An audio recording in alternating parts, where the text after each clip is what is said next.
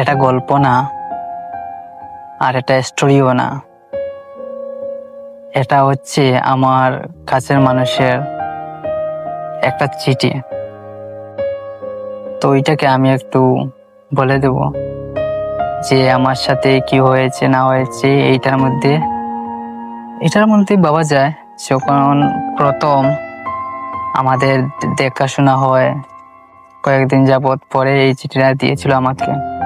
আমি সেই চিঠিটা কিতাবের মাঝে রাখিয়ে দিয়েছিলাম, তো আমি কখনো খুলে দেখিনি। তো হঠাৎ করে এমন একটা সিচুয়েশন এসেছে, দেখতে হচ্ছে।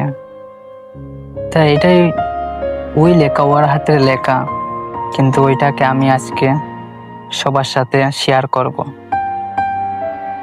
তো প্রথম লিখেছে, সময়ের সাথে সাথে সবকিছু